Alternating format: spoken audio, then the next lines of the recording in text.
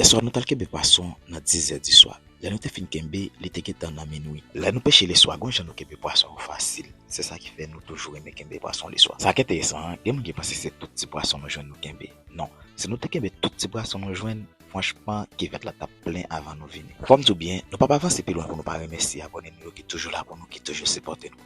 Abonnez-nous, merci un peu pour support nous. Je dis à la si nous pas faire, restez connectés, nous pas faire une belle expérience.